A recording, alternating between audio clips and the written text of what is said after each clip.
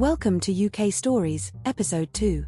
Today, we're diving into the raw, emotional impact of the financial headlines that are shaping lives across the UK.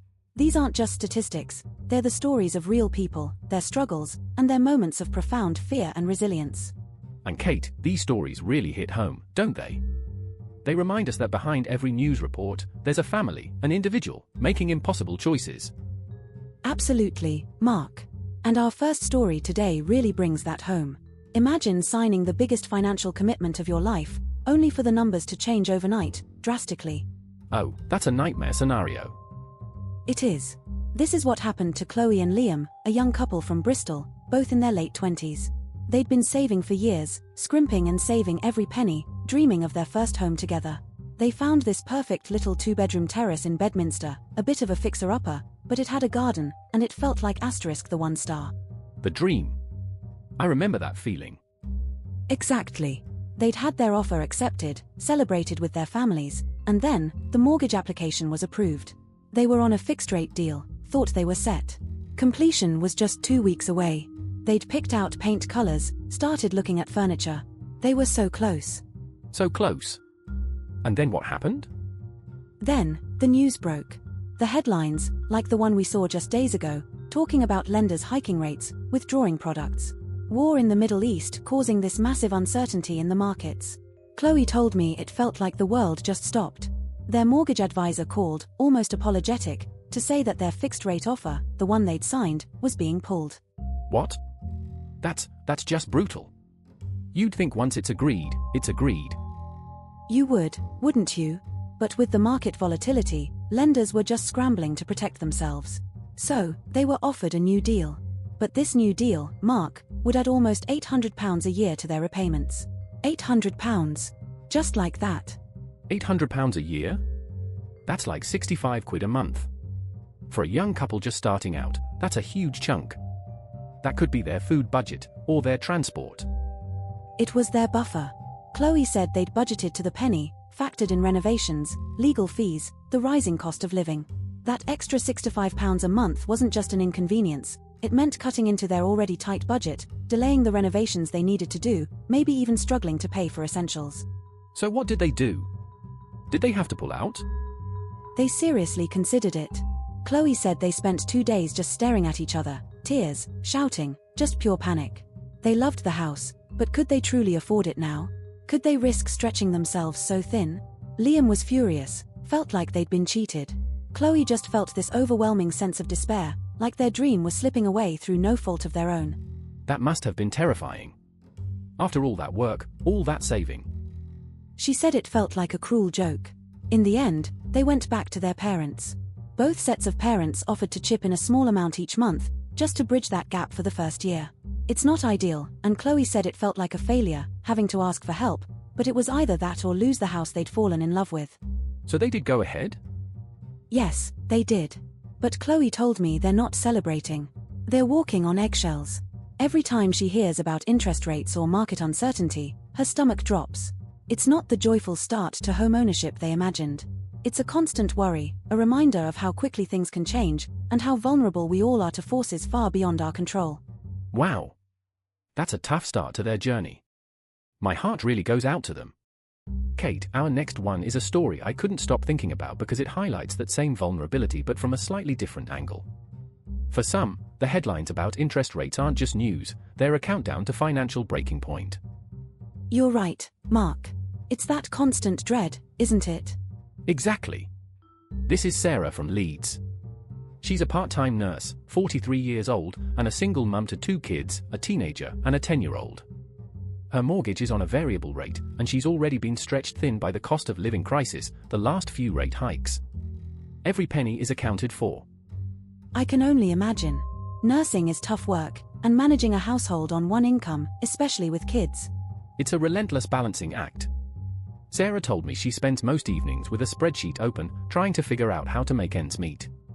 She's cut back on everything, no more takeaways, school trips are a struggle, even the weekly food shop is a military operation to find the cheapest options. Her kids haven't had new clothes in months, just hand-me-downs or charity shop finds. So, with rates already high, this news of the Bank of England potentially raising them further if the situation in Iran escalates, that must have hit her hard. She said it was like a punch to the gut. The policymakers voting unanimously to hold rates at 3.75% for now was a temporary reprieve, but the warning that they're ready to raise them if this Iran war price shock persists. That's what haunts her. She feels like she's living on borrowed time. And what would another hike mean for her? She just doesn't know what else she could cut. She's already working extra shifts when she can get them, but it means less time with her kids. She told me she's already skipped meals sometimes, just to make sure her children have enough. Another increase, even a small one, would mean making impossible choices. She's already considered selling her car, which she needs for work, or even moving to a smaller flat, but the rental market is just as brutal. It's that feeling of having no control, isn't it? Just waiting for the next shoe to drop. That's it. She said she lies awake at night, just running the numbers, dreading the next announcement. It's not just about her, it's about her kids. The thought of not being able to provide for them, of having to tell them they can't do something because of money, it breaks her heart. She's a proud woman, and this constant financial pressure, this sword of Damocles hanging over her, is chipping away at her resilience. She just wants some stability, some breathing room. That's such a powerful image, Mark. And it's a feeling so many people can relate to right now. We're all just trying to keep our heads above water. Absolutely. It's a stark reminder of how global events directly impact our kitchen tables here in the UK. And speaking of things that hit close to home, our final story today is one that I think will resonate with anyone who's been looking for work recently. Mark, picture pouring your heart and soul into 100 job applications, only to feel like you're talking to a brick wall, or, more accurately, a computer chip. Oh, I know this feeling. The black hole of online applications. Exactly. This is David, a 52-year-old marketing manager from Manchester. He was made redundant last year after 25 years with the same company. Devastating, but he's a proactive guy, full of experience, and he thought, okay, I'll find something. You'd think with that kind of experience, he'd be snapped up. That's what he thought too. But he told us he's sent out over 100 applications in the last 9 months. 100. And he's had maybe 5 actual human conversations. 5? Out of 100? That's an awful strike rate. It is. He's convinced, like the BBC article highlighted, that very few of his applications are actually being seen by a human being. He spends hours tailoring his CV, writing a specific cover letter for each role, matching keywords. He's followed all the advice. So what's the barrier? Is it the AI, the applicant tracking systems? That's what he believes.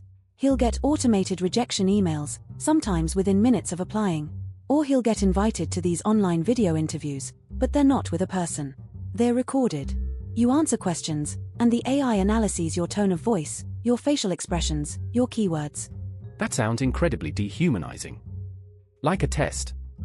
He said it feels like he's performing for a robot. He's got decades of experience, he can build rapport, lead teams, strategize. But none of that comes through when he's staring at a camera, trying to sound enthusiastic enough for an algorithm.